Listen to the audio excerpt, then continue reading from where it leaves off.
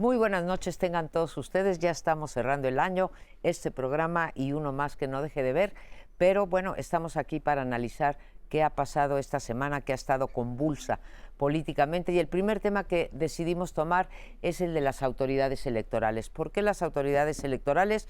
Por dos motivos. El primero es que ya estamos pues muy cerca de las elecciones, poco más de 6 meses de las elecciones, y tenemos a las dos autoridades electorales, al Tribunal Electoral del Poder Judicial de la Federación y al Instituto Nacional Electoral, en unos momentos pues muy convulsos. Empiezo por el Tribunal Electoral. Los dos tienen que ver con quiénes son los magistrados en un caso, consejeros en el otro, y bueno, pues este intento, diría yo, de captura por parte del oficialismo de los órganos electorales.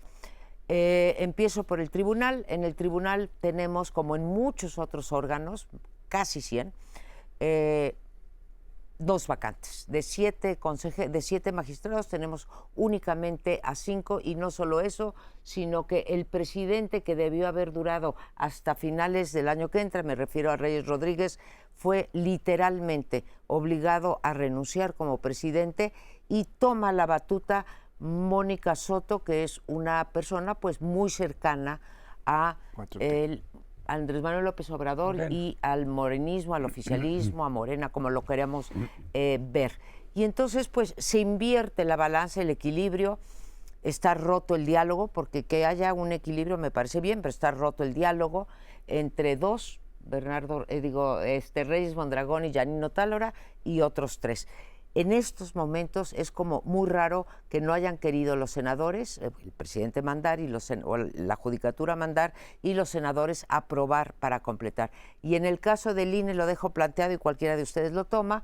El caso es que también tenemos a 11 consejeros divididos pues aproximadamente en 2 bandos, uno oficialista, 6, incluida la 5. presidenta, y el otro que no es oficialista, que es más independiente, y están enredados porque tienen a un INE incompleto en las direcciones y con falta de legitimidad al interior.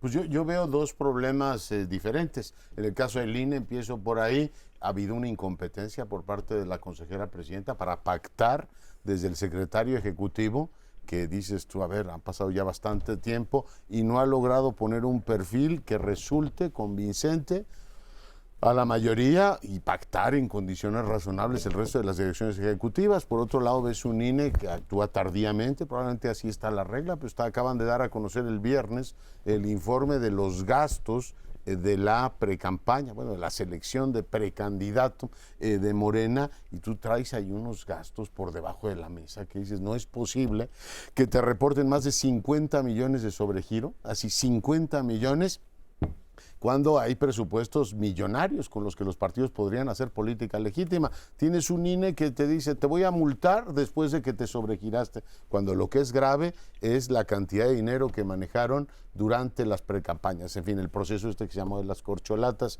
Por el lado del tribunal es lamentable lo que ocurre, yo creo que es un pésimo presagio para el proceso electoral que ya está corriendo, que el órgano encargado de dar certeza no solamente no la dé, sino que de un espectáculo lamentable. La magistrada Soto llega después de una reunión que tuvo con el diputado Gutiérrez Luna. El primero en felicitarla es Mario Delgado. Y tú dices, a ver, que te feliciten dirigente de un partido político cuando llegas en las condiciones que llegan. Yo les hago una pregunta a todas y a ustedes, y es, ¿debe mantenerse esta idea de que haya un presidente en el tribunal? Deberían optar por el modo suizo de decir, a ver, hacemos una, o como ha durado este programa 25 años, aquí nadie manda, cada quien lleva su bloque y va girando. Las tonterías que uno dice, los otros la van de alguna manera compensando, y lo que deberían hacer para evitar ese pleito lamentable de quién es el presidente del tribunal, es decir, a ver, un mes tú y un mes tú, y luego un mes yo, y así la llevamos tranquilamente, porque ha sido, aquí lo dejo, pues todos han sido presidentes y expresidentes del tribunal, y es el saco de agravios que hay entre ellos, parece lamentable. Por tanto, es terrible que arranquemos así, con los que tienen que dar certeza, generando incertidumbre. Bueno, a mí me preocupa particularmente que estando a 6 meses de la elección, del día de la elección, haya en los dos órganos que deciden la organización de las elecciones y la última palabra en materia de conflictos electorales que se van a producir, que se están previniendo algo así como 19,000 conflictos electorales en un cálculo inicial que se hace para el tribunal, que estén en esta situación de inestabilidad, pero yo diría que mucho más que inestabilidad, de conflictiva entre los integrantes de los dos órganos, del órgano superior del Tribunal Electoral del Poder Judicial de la Federación y del órgano que organiza las elecciones, 5 y 6, 5 de un lado y 6 de otro, a los que te referías. Del lado de Morena están 6, pero hay un equilibrio un poco mayor. En el lado del tribunal, todo parece indicar que la 4T ya lleva el mayor número de miembros del tribunal, de la sala superior del tribunal. Esto es muy grave porque esta inestabilidad nos está hablando de que va a haber dudas respecto de los resultados electorales, que tienen que juzgar estos dos órganos, el INE primero, en términos de multas, de llamados de atención, etcétera, y el Tribunal Electoral en materia presidencial es el que otorga la constancia de mayoría y la constancia de que ya es presidenta electo o electa. Entonces, estamos en una situación verdaderamente grave sobre la que hay que poner atención porque es muy serio que haya esta conflictiva en ambos órganos. Un comentario sobre el INE. Dices, la presidenta no ha logrado el consenso. No, porque quiere meter gente inclinada a su propia inclinación, que es en favor de Morena. Los demás dicen, no, imagínate el secretario ejecutivo, que es el que maneja toda la estructura organizativa, etcétera, inclinado en favor de un partido, pues los demás dicen, no, perdón, tiene que ser una persona más neutral y por eso no se han podido poner de acuerdo, porque ella misma está proponiendo gente que tiene esa inclinación que es la misma de ella, la presidenta. Por eso es que no han llegado a un acuerdo, pero ese es un comentario. O sea, sí quieren tener el control, por supuesto que lo quieren tener. Y en el caso del tribunal quiero hacer un poquito de historia. Este tribunal cuando surgió, todavía bajo Peña, la mayoría fueron propuestos por el PRI y algunos por el PAN. No recuerdo del PRD, tal vez uno por ahí, pero no lo recuerdo bien. Pero en realidad ese tribunal estuvo apoyando al PRI en todos los conflictos que surgieron mientras Peña todavía era el presidente. Acuérdense, Coahuila, el INE dijo, están las cosas aquí muy, muy poco claras, se anula Coahuila y el tribunal se lo validó al PRI. Lo de la tarjeta rosa en el Estado de México. En 2017, el INE lo declaró ilegal, el tribunal lo avaló. Y luego, cuando ya acabó Peña, en automático el tribunal empezó a avalar todo lo que le convenía a Morena. El INE metió una multa muy fuerte a Morena porque utilizó los recursos del sismo del 2017 para cuestiones electorales. Y ahí vino una multa del INE. El tribunal la quitó. Y luego cuando lo de Puebla, la presidenta era Otálora y no anularon Puebla, no cambiaron el sentido, se lo dieron al PAN. Y ahí intervino Saldívar y también intervino Scherer para quitar a Otálora y meter a Vargas, que era una persona cercanísima a López Obrador. Y entonces el tribunal siguió siendo, digamos, afín a Morena. Algo pasó antes de la elección del 2021, no sé qué, no lo sé, que de repente dieron el cambio y empezaron a cobrar autonomía. Por eso no le dieron la candidatura a Félix Salgado Macedonio y ya muchas otras cosas ya no le daban por su lado a Morena, como que perdió el control Morena. Y ahora lo está tratando de recuperar, por supuesto, para la presidencial. Quieren tener los elementos básicos para garantizar, por las buenas o por las malas, el triunfo de Morena en 2024. Lo peor es que lo están logrando. Ya parece que está muerto el acuerdo en el Senado de poder nombrar a los dos otros integrantes del tribunal. Así que esa batalla ya está ganada. Vamos a ver qué pasa con lo que decía Curcio con respecto a nombrar al secretario ejecutivo, 8 meses sin poderlo nombrar, pero en cualquier caso no son buenas noticias y uno se debería de preguntar, lo que está ocurriendo es un crimen, entonces ¿a quién beneficia este crimen? ¿Sí? Claramente estamos aquí diciendo que cada vez se inclina más, todavía hay más chance de que siga colonizando Morena al INE, aun cuando estén 6-5, todavía hay chance de que ahí ocurra algo que, bueno, no sería la primera vez que el presidente le pide la renuncia a algún ministro, magistrado o consejero del INE en este caso, y lo que tenemos es lo que dicen, una incertidumbre, y esto puede beneficiar sin duda a Andrés Manuel López Obrador, pero la oposición, ¿qué va a hacer si dice yo no creo en estos resultados, el INE ha sido de esta manera y el tribunal?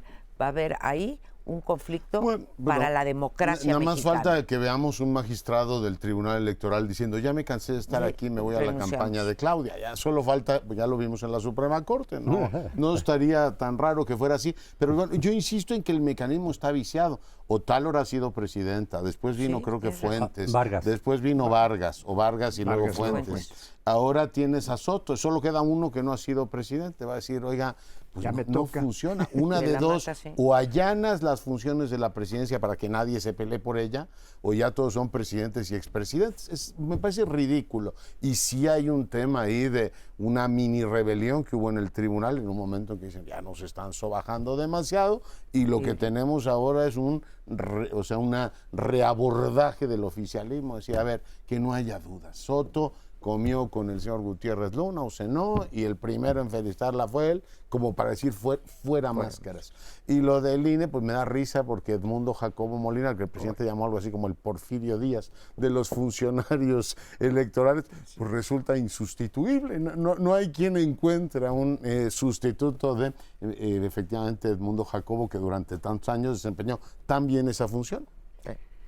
Yo lo extraño. Bueno, lo que yo ¿No veo, lo ha logrado reemplazar? ¿No?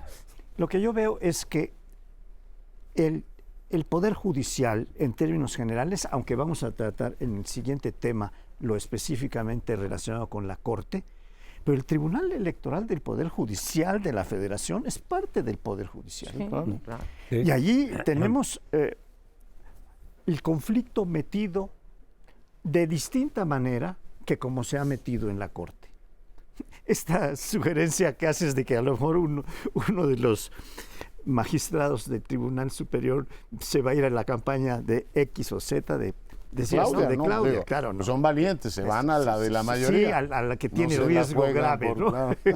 Bueno, según las encuestas, sí, está en un gravísimo riesgo lo de Claudia. Un arrojo bueno, político pues, enorme. Eso es lo que a mí me parece que nos puede traer problemas gravísimos. Y la inestabilidad en estas dos instituciones, INE y tribunal, pues repercute en la economía, repercute en la inestabilidad, repercute en muchas cosas que nos afectan a todos los mexicanos.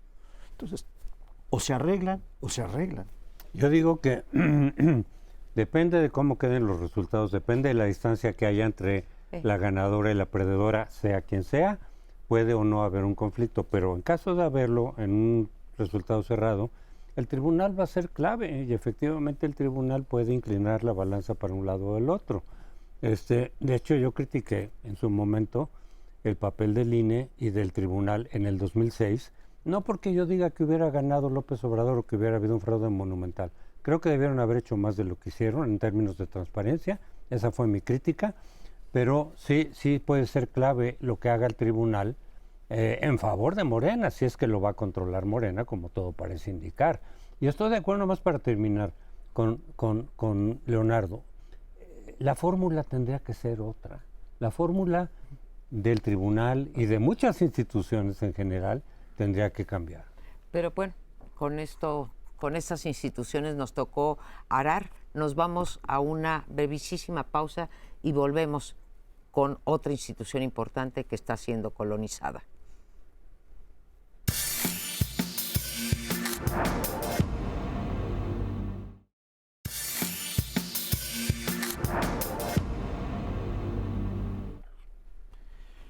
vamos a tratar ahora esta otra conflictiva que sí se da intensísima y que afecta, es así, a toda la República, entre el Ejecutivo y el Poder Judicial, en su cúspide. El Poder Judicial, que es la Suprema Corte, tiene la cúspide, la última palabra, sobre todo en materia constitucional. ¿Qué quiere decir esto? Estamos viendo desde hace más de un año esta conflictiva ir escalando. Y en los últimos días, en las últimas semanas, las huellas de este escalamiento conflictivo se da con el informe de la ministra presidenta Piña, a la que no asiste el presidente de la República. Por un lado, viene la cosa con Piña desde aquella sesión, pues era una celebración en la que están juntos todos los miembros de los tres poderes, y a Piña la ponen en un extremo cuando siempre ha estado custodiando al presidente junto con los poderes del poder legislativo, diputados y senadores. Por protocolo, porque así lo dice el protocolo. Sí. No es una ocurrencia. Pero últimamente lo que está habiendo es una conflictiva que pasa por la salida de Saldívar y la entrada, que es frustrada, el envío de dos ternas, y entonces nombra el presidente a Lenia Batres, que a mi juicio es la que tenía menos méritos, digamos, méritos en términos de la capacidad para ser juzgadora. No tiene ninguna tradición en este sentido. Hay una muestra de desprecio claramente a esto. Yo pensé que por un momento que cuando mandó una terna con una variante que no era así tan claramente mimética con la 4T, iban a optar por ella para llegar a algún arreglo. No. La rechazan y dicen, y ahora es Lenia Batres, que es la más radical de todas. No sé por qué esperábamos una negociación, porque creo que el sello de esta administración ha sido no negociar. Ni se le mueve una coma a sus iniciativas, ni se sienta con la oposición, o sea, simplemente no se negocia. No asistió, como bien dices, Paoli, a la de Norma Piña, pero sí asistió a todas las de Saldívar. Eso hay que mencionarlo. Es el primer presidente... Perdón, una intervención. El presidente ha asistido a todos los informes la de primera vez es la que nos primera vez, gobiernos. por si no le quedaba claro, no nos quedaba claro a los mexicanos. Es la primera vez que un presidente designa, o sea, que no se nombra con la Corte, digo, que no se nombra o no se ratifica en el Senado, y es la primera. Es el primer presidente que nombra aquí a 5 ministros de la Suprema Corte, ministras de la Suprema Corte de Justicia. Normalmente son 2 o 3 según el periodo que toque, ¿no? Pero van 5 gracias a que Saldívar se fue en efecto y dijo que ya acabó su ciclo, ¿no? Sacaron a Medina Mora a la mala porque nunca se le probó ningún delito, y entonces ahí tuvo 2 más los relevos regulares. Ya van 3 cosas que decimos que es único y le da igual al presidente, ¿sí?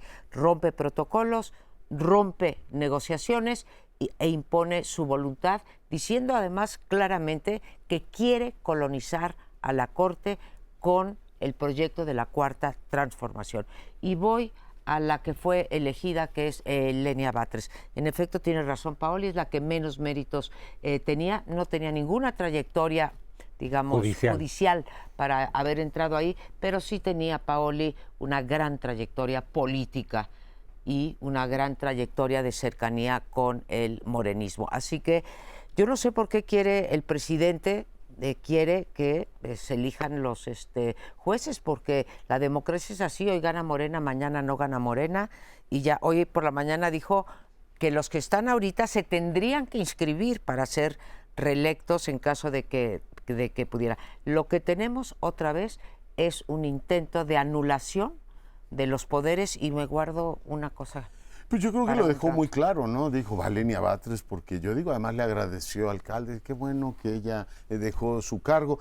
Yo de esta experiencia saco 3 cosas muy claras. 1, por un lado, el presidente lo ha dicho de manera diáfana, él quiere una corte que esté plegada, dice. Algunos que me salen ahí con que la ley es la ley, no le gustan, ¿no? Él quiere a gente absolutamente leal, Me imagino que el ideal es la presidenta de la Comisión Nacional de Derechos Humanos o este tipo de funcionarios, la de la Comisión de Desaparecidos que ahora nombró, que baja de 110,000 a 12,000. Dice, mira qué buena funcionaria esta. Bueno, tener eso como mensaje a mí me resulta inquietante. La renuncia a que se haga política en este país es también muy llamativa. Habían pactado con Movimiento Ciudadano, dijo Ricardo Monreal, la integración del Tribunal Electoral, o sea, nombramos estos dos y te aprobamos una ministra de la Suprema Corte y así sale con la legitimidad del Senado, pues tampoco.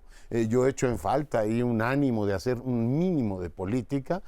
Literalmente la mayoría secó la posibilidad de que Monreal pactara con Movimiento Ciudadano eso. He hecho en falta también que la ministra Piña no haya dicho enfáticamente en su informe que era decepcionante que un tribunal como el electoral del Poder Judicial de la Federación estuviera dando ese espectáculo tan lamentable.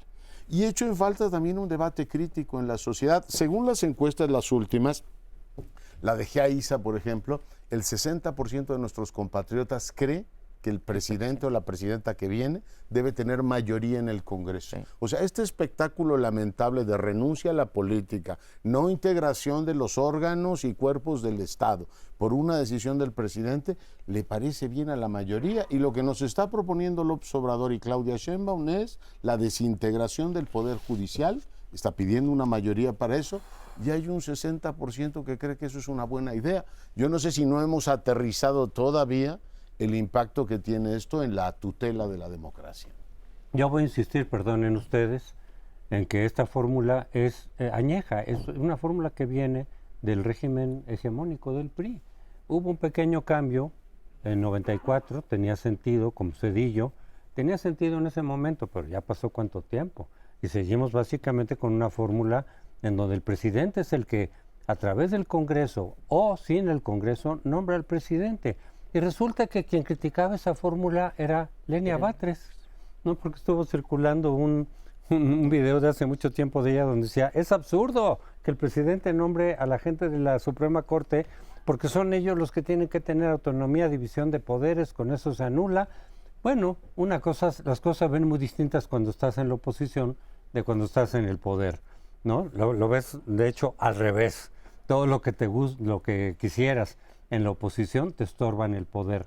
Y aquí se ve el ejemplo clarísimo. Entonces dicen, es la que menos trayectoria judicial tiene. Cierto, pero se está aplicando la fórmula que se ha aplicado en este gobierno para los funcionarios y para todos los nombramientos. 90% de lealtad, 10% de eficacia, aquí se aplica perfectamente. Ese es el criterio que ha prevalecido en este gobierno. Lo que quiere es lealtad y lo ha dicho. Yo quiero gente en la Corte que esté en mi proyecto. De hecho, en la ley misma tendría que prohibirse que los ministros fueran militantes de partido. Entonces va en contra, y lo mismo con los de consejeros del INE, etcétera, va en contra de la idea de imparcialidad, ¿no? Imparcialidad es sin partido, y aquí resulta que son miembros de partidos formales. Lo mismo digo yo de nuestro amigo Ortiz Pinchetti, pues sí, es miembro del partido Morena y está en un cargo fundamental, la Fiscalía Electoral. ¿Cuál está? Fiscalía Electoral. ¿Esa existe todavía? Sí, lo que pasa es que está. Esa no existe. A ver, las dos cosas que ha hecho nuestro amigo Ortiz Pinchetti como militante de Morena en la Fiscalía Electoral son dos cosas básicas: exonerar a Pío López Obrador y congelar el expediente de Delfina Gómez, que el tribunal le había dicho sí hubo delito, pero no nos toca a nosotros juzgar personalmente. Está congelado y ahora ella es gobernadora.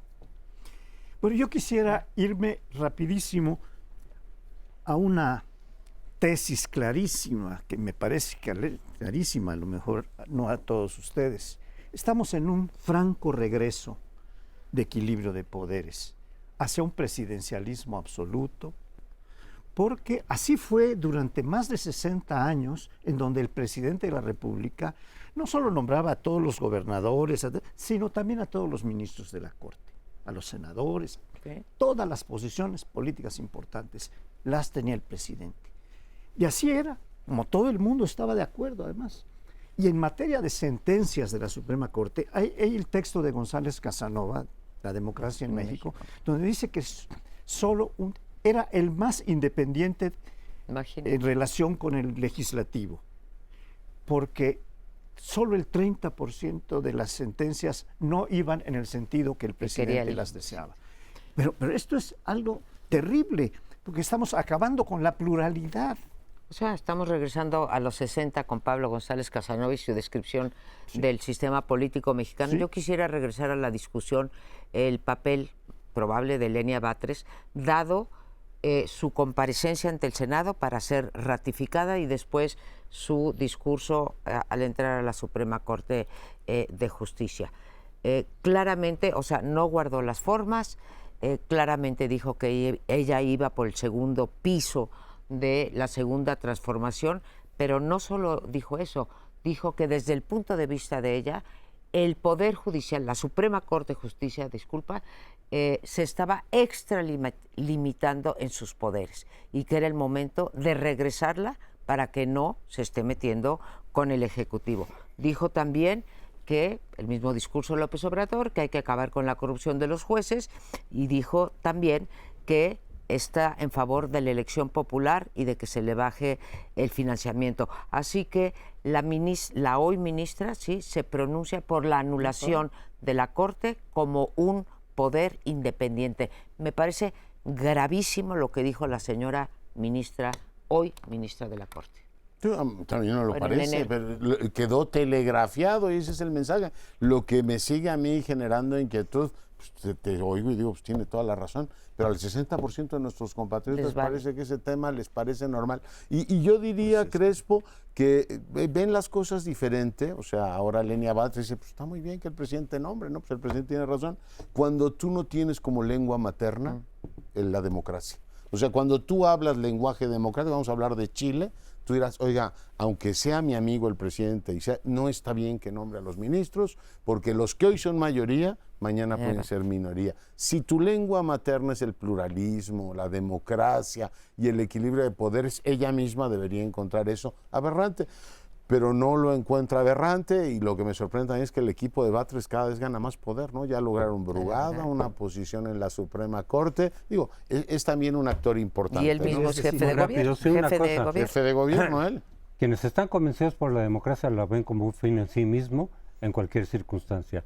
Pero muchos otros usan la democracia, repito, cuando les conviene. Sí, no es su lengua materna. No es una convicción, es un medio. Sí, no es su lengua Después, materna. cuando estás en el Está poder, faltando lo destruyes. la democracia, que es pluralidad, equilibrio de poderes. Está faltando la democracia en varios ángulos. Vámonos a un siguiente bloque.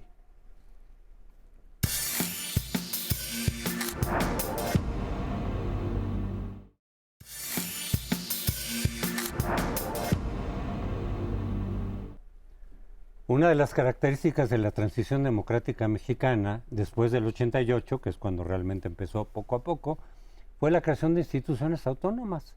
Primero, Comisión de Derechos Humanos, si no me equivoco, por orden. Bueno, el INE en el 90, el IFE en el 90, aunque estaba todavía controlado por el gobierno.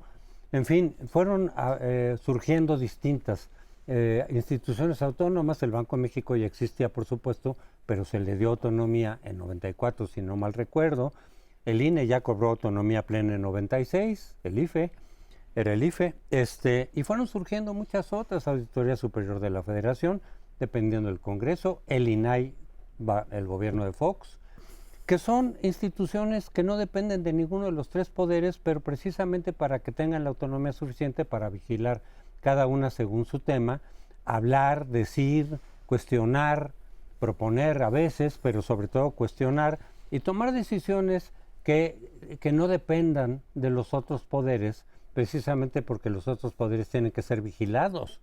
Esa es la esencia de la democracia, la vigilancia mutua, la rendición de cuentas, los contrapesos institucionales. Bueno, pues López Obrador ya dijo que quiere eliminarlas. Sorpresa, para mí no. ¿Por qué? Porque desde que fue jefe de gobierno entró en conflicto con las instituciones autónomas, porque precisamente otra vez, cuando estás en la oposición quieres vigilar al que está en el poder, entonces impulsas a las instituciones autónomas. Me acuerdo cómo celebró López Obrador la autonomía del INE en 96, pero cuando estás en el poder todas esas te estorban, entonces las quieres eliminar. Cuando estuvo en el Distrito Federal entró en conflicto con la Comisión de Derechos Humanos Capitalina.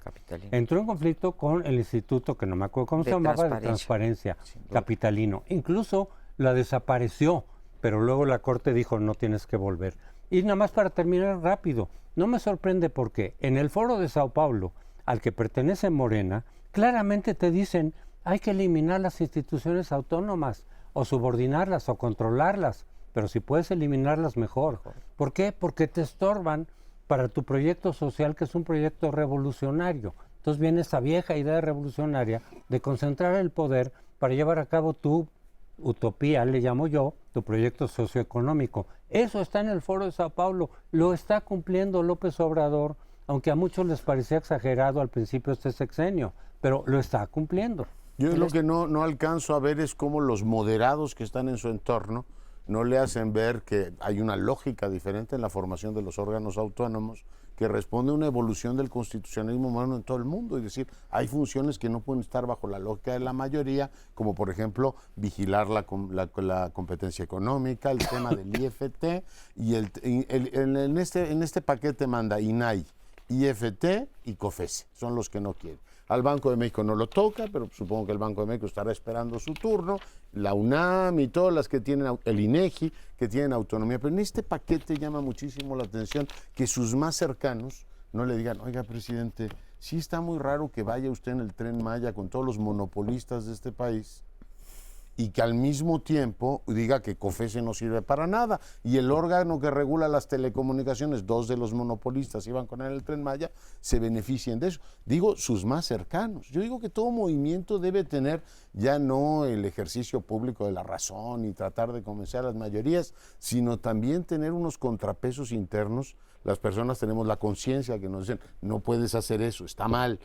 Que esos sectores cercanos le dijeran, presidente, o sea, no puede ser que el órgano que regula la competencia económica en un país de tantos monopolios, el que ha puesto un poquito a reserva los arreglos que tenían los gobiernos anteriores con las televisoras y todo esto que hoy regula el IFT, y el INAI, que lo que ha hecho es pedir transparencia, que por cierto no está integrado totalmente, aunque solo fuera por la coherencia en el discurso de tantos años, decir, no podemos aprobar eso, no podemos acompañar, aunque usted sea clarividente y muy querido por el pueblo, esas funciones simple y llanamente. Pues, yo lo que no alcanzo a entender es cómo invitas a una intelectualidad tan distinguida, desde el doctor Kersenovich hasta la doctora Yorgul y toda esta gente que los va a ayudar a formar un gobierno, decir, oiga, si la idea es gobernar sin todos esos contrapesos, no digo no cuenten con nosotros, pero decir claramente una mínima reserva a eso, igual que decía hace un ratito, la integración del Poder Judicial. En efecto, la gente que tú dices que está, mucha de ella muy respetable con Claudia Sheinbaum, y digo que está con Claudia Sheinbaum porque Claudia Sheinbaum ya avaló también los proyectos de reforma que va a mandar, además se va a dar el lujo de mandarlos antes de que entre Claudia Sheinbaum, y si no le salen ahorita, entre el 1 de septiembre y el 1 de octubre, y están avalados todos ellos por Claudia Sheinbaum.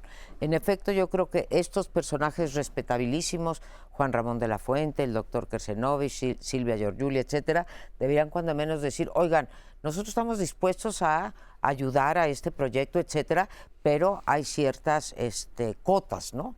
Esto sí no se sobrepasa. Lo de el Poder Judicial, no. Lo de la desaparición, no.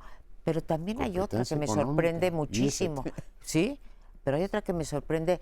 ¿No les parece que no solamente hay mucha gente silente respecto a este problema, sino los propios órganos autónomos? ¿Ustedes han oído a alguien del IFT o a alguien de la COFESE levantar la mano y decir, oigan señores, me quieren desaparecer, háganme una marcha como el INE no se toca, o no puede ser porque nosotros hacemos estas funciones? Yo veo a los órganos autónomos, a muchos de ellos, totalmente en silencio, sin levantar la mano, ni porque les recortan el presupuesto, ni porque los quieren desaparecer, ni porque tocan a sus hermanos, digamos, a sus pares, y dices, me voy a poner las barbas a remojar.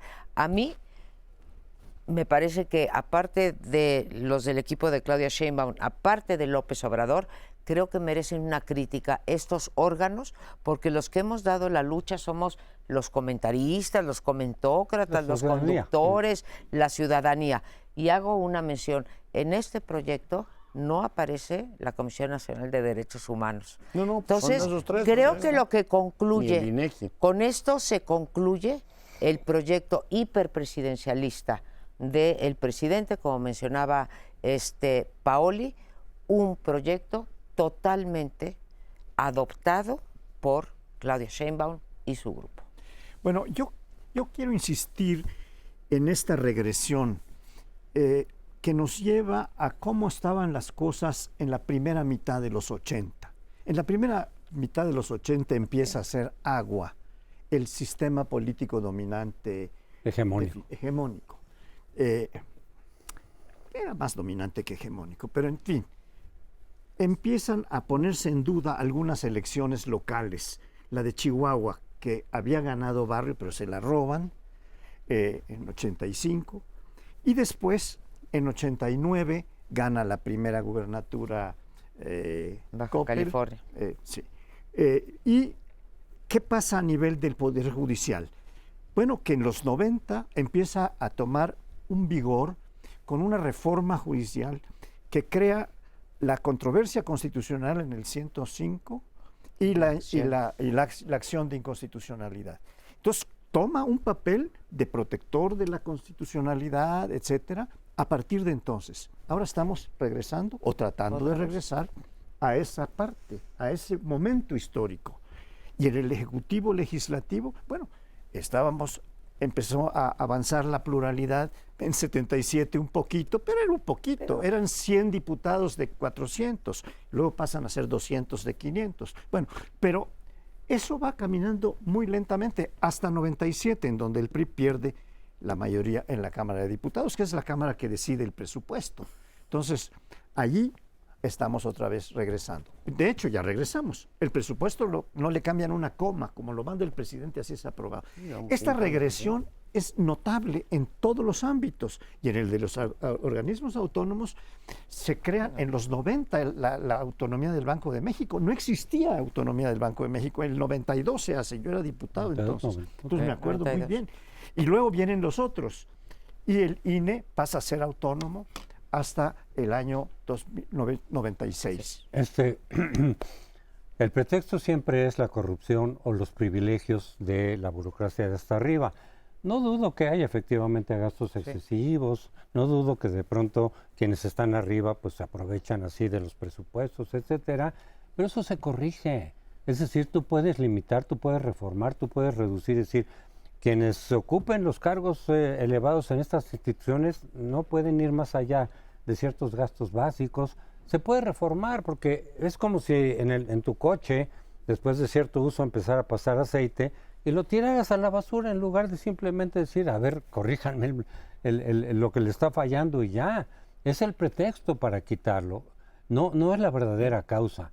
Y eso nos lleva al plan C. El plan C claramente es tener la mayoría calificada del Congreso. Lo veo muy difícil, sí. Pero bueno, ese es el proyecto. Tener la mayoría calificada en las dos cámaras para poder cambiar la Constitución a gusto. Se supone que la cuestión está ahorita centrada en la Suprema Corte, de que cambie la fórmula, la que quiere López Obrador, pero con la mayoría calificada regresamos a lo que yo llamo hegemonía del PRI, de cambiar la Constitución a tu gusto. Puedes desaparecer lo que quieras. Yo digo que está muy desencaminado cuando metes el tema de la corrupción para evaluar una dependencia. O sea, tú ve y pregunta qué opinan de las fiscalías, van a decir son corruptísimas, o de las policías, que vamos a desaparecer todas las policías y además cuánto ahorras finalmente. O la presidencia también la podríamos desaparecer. Podríamos desaparecer. Sí, yo creo que es algo. Lo que hay que hacer es hacer ver que lo que no quieren es que haya un órgano que vele la competencia económica para beneficiar a monopolistas, ¿eso es lo que quieren? O volver a los acuerdos con las televisoras que todavía en otro momento, que el IFT regula, pues si eso es lo que quieren, que claramente se diga que es un retroceso, ¿no? Quiere establecer la omnipresencia presidencial. No quiere desaparecer no podemos desaparecer. Pues lo inquietante es que ya se va. Ya es. Entonces le quiere dar eso a Claudia. Claudia quiere eso. Pues Claudia ha dicho que sí quiere eso, O en un máximo. pero No, desde luego, Claudia ha dicho... está en su proyecto. Claudia ha dicho que apoya el plan C y apoya todo lo que está proponiendo López Obrador. Entonces, bueno, quien vote ya sabe a lo que se atiene. Nos vamos al siguiente segmento.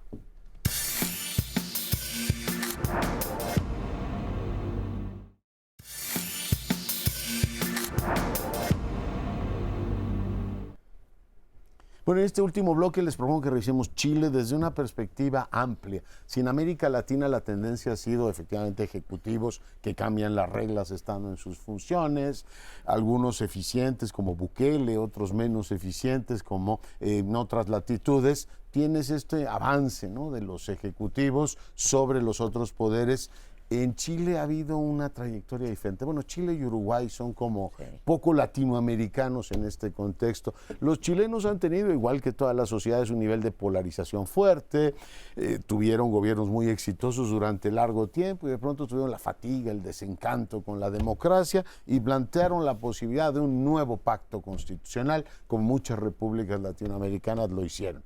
Finalmente eligen a un Congreso que hace una constitución pues, muy cargada a la izquierda, hace una serie de propuestas que, entre otras cosas, incluían como una nación plurinacional, muchos temas, no entro a los detalles, va a ratificación de la gente y la gente dice, no queremos esa constitución. Entonces se integra un segundo órgano, que es el que ayer fue derrotado, por notables más cargados a la derecha que reaccionaron a los excesos de una izquierda que quería en la Constitución poner ahí todos los adornos y te dan un proyecto francamente regresivo con muchos elementos y toma que la gente les vuelva a decir pues tampoco. No, van dos constituciones que los chilenos dicen no, con lo cual pues ahora Boric tendrá que gobernar con la constitución vigente, que fue ampliamente reformada, no es solo la de Pinochet, tiene muchas reformas de ese gran presidente de Chile que fue Ricardo Lagos, pero sin entrar a los detalles, tú tienes a un pueblo chileno que ha mandado un mensaje a élites profundamente poco representativas de su sentir, ¿no? Una izquierda que se quiso llevar el mérito constitucional de una constitución de estas de última generación y tienes a una derecha que quiso compensar por ese lado y a las dos la regresaron al centro. Yo creo que es una interesante lección la chilena. Una lección de...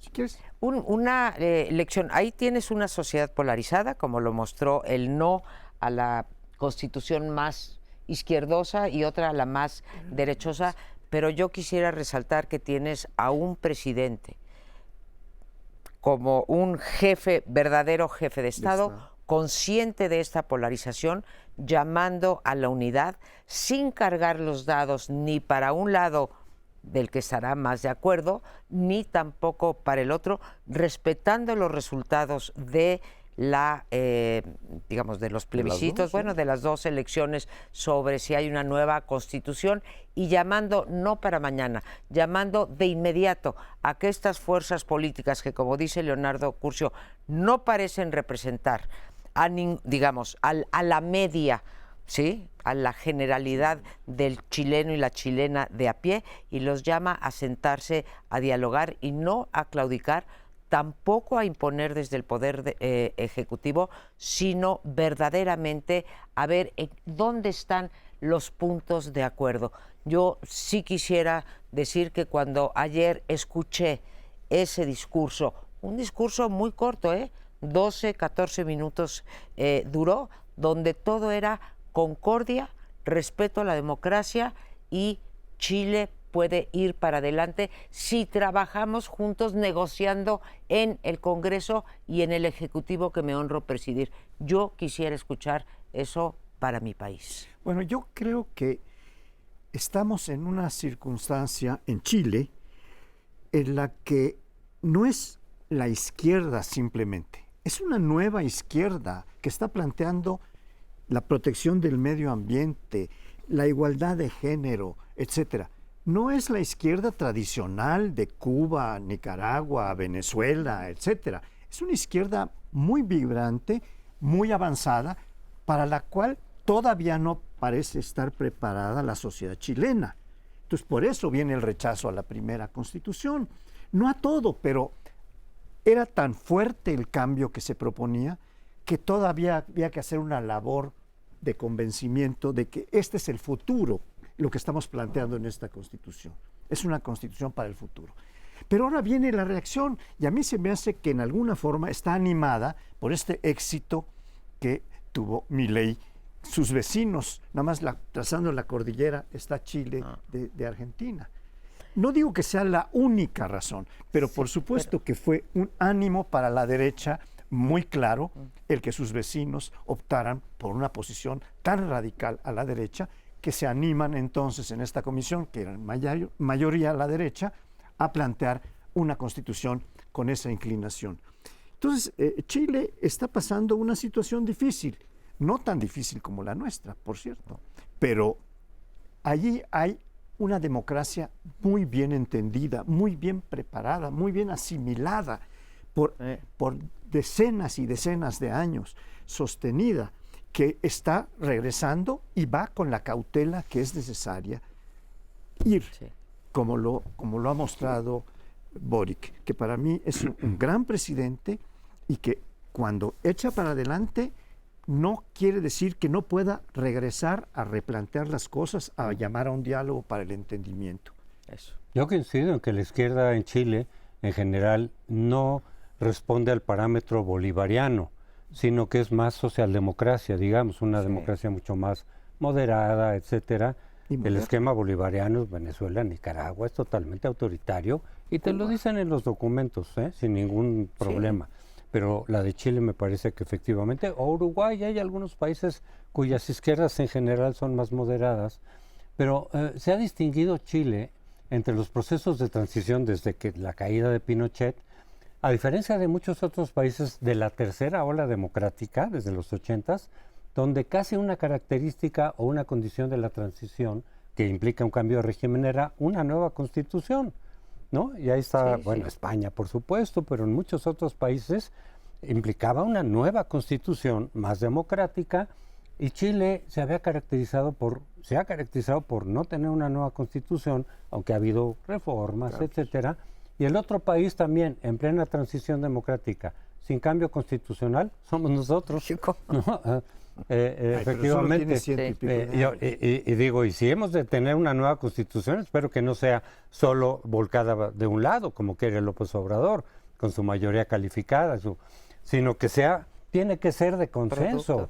Si va a ser una constitución que es el marco fundamental, sí tiene que haber un mayor consenso, no del 100%, pero sí del 70-80%, en donde los ciudadanos efectivamente digan, estamos de acuerdo, un poquito para acá, un poquito para allá, pero ubicada básicamente en el centro, estamos de acuerdo en que este sea nuestro nuevo marco constitucional y lo avalen después en las urnas. Eso no ha pasado. Yo creo que efectivamente, coincido contigo, Amparo, tienen que buscar más el centro, porque los extremos no parecen tener la mayoría necesaria, y qué bueno, tiene que buscarse el centro y una constitución que básicamente sea aceptada por la gran mayoría. Sí, que sea un proyecto nacional incluyente. Yo no diría así que son de izquierdas más o menos desarrolladas o más avanzadas. Hay izquierdas que creen en los procedimientos democráticos. Boric tiene como lengua materna los derechos humanos. No le cuesta nada decir que se violan en Nicaragua o en cualquier otra parte y se atiene a los procedimientos democráticos. Pero haría o rompería una lanza por la cultura política de los ciudadanos. O sea, tú tienes a los chilenos, no solo el presidente, que te dicen los excesos de esta constitución izquierdista o los excesos de esta constitución derechista no es el triunfo de unos sobre otros. Los chilenos muestran un nivel de madurez extraordinaria que lo han, digamos, demostrado con gobiernos muy eficaces. Pactaron estos gobiernos de la concertación que dieron enormes éxitos, entendimientos entre los democristianos y los socialdemócratas, que le dieron a Chile pues, un progreso muy notable. Hay una nueva generación de derechos, como los educativos y todo lo demás, que tendrán que ir acompasando con esta nueva, pero claramente no hay democracia que funcione si tú no tienes una cultura política ciudadana que diga los excesos de las élites o del presidente en turno tienen que ser moderados. Yo digo que ahí está la gran lección chilena. O sea, ahí hay poco que agregar, creo que lo has puesto de manera clarísima, prístina diría yo. No hay democracia sin demócratas y los chilenos hace tiempo, más pues, su clase política también, pero la ciudadanía lo hace. Ayer mismo el presidente Boric, diciendo no pasa esto, lanza la idea de que tan pronto como enero tendrá una reforma fiscal, ¿sí?, para poder atender todas las necesidades sociales. O sea, él sigue con su ideología, por decirlo así, con su proyecto más socialdemócrata, estoy de acuerdo con Crespo, socialdemócrata, y va a ello. Pero esta polarización, yo espero que no tengamos pronto alguna idea de una reforma de una nueva constitución en este país, porque no quiero saber qué es lo que va a ocurrir. El plan C y todo lo demás por la idea de una nueva república, ¿no? En todos los sentidos. Bueno. Pero bueno, nos vamos. Feliz Navidad. Feliz Navidad a todos. Ya no nos vemos usted? Hasta el próximo lunes es Navidad, así es que feliz Navidad a usted que nos acompaña todas las semanas. Muchas gracias. Nos vemos aquí pronto en El Primer Plano. Bueno.